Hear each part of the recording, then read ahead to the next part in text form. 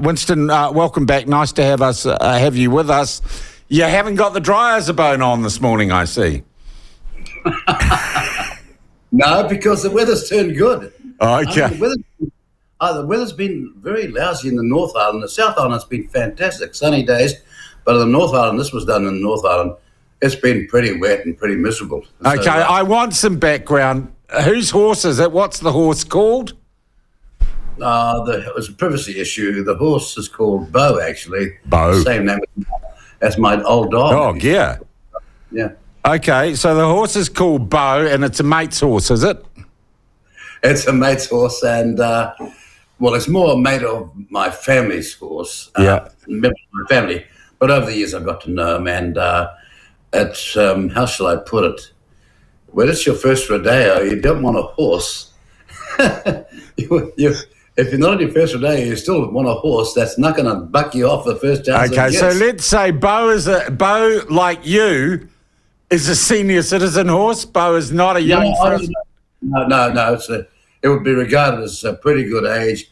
Just coming right, 13 years of age. That's an excellent experience for a horse like that. All right. Because, they can be at 20 years of age. And, Winston, do you ride often?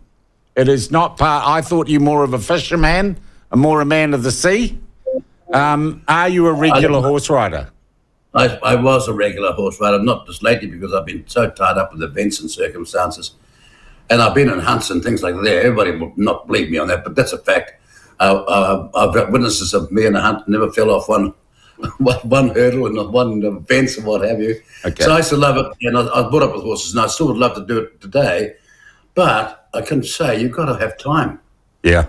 It's like time. All right. A number of other questions have come in, and people have been talking to me about this, and it's created a bit of a stir. Whose idea was the ad? Because I think it was a great idea. It's an idea that I had myself a long time ago, and then as the time developed, we were flooding them. One or two of the ideas I had were regarded as so preposterous we shouldn't try it because it might be too risky. Yeah. But in the main, it was our idea, my team's idea, or just two of us, we thought about, we should do this, we should do that. Why? Because a lot of people are interested in actually other parts of life and not just boring, tedious politics. In a previous interview, prior to the issuing of the writs, we had a conversation about the sort of candidates that you would front for New Zealand First. I presume those candidates, your list is now confirmed, right? No, it's not. When will it be then? The listing committee meets very, very soon, and when it's decided the listing and who the finally approved candidates to be endorsed by us, it'll go to the Electoral Commission by writ day and will be announced, just like I told you a long time ago. Okay, so Kirsten Murfitt is still not confirmed as a candidate. No, even though she's on your website as a candidate. I'm looking at it right now. Oh, please, look, don't bore everybody with this. I and everybody else have yet to be approved for the final list to go before the public.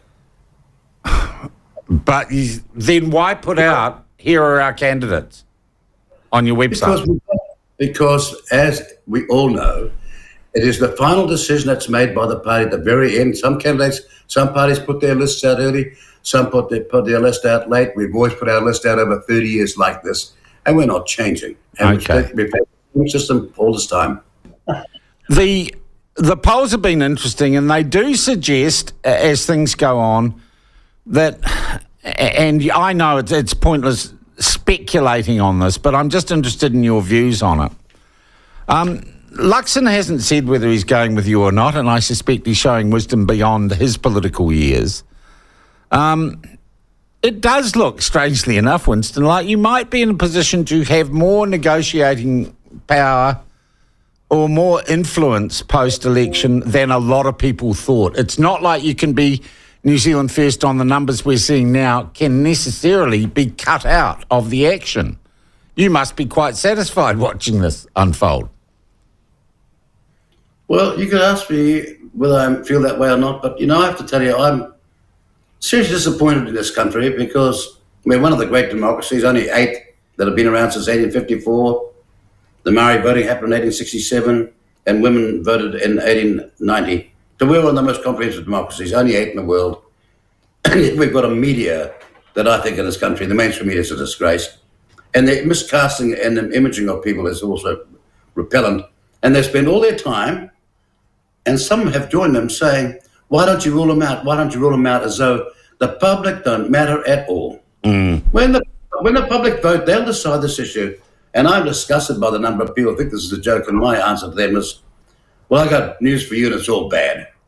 We live in a democracy, and we're going to get to decide this election. And your polls, I mean, for example, the Roy Morgan poll is just chaff. Absolute chaff. It's got an 8%. It wasn't bad for you. It was pretty good for you, the Roy Morgan.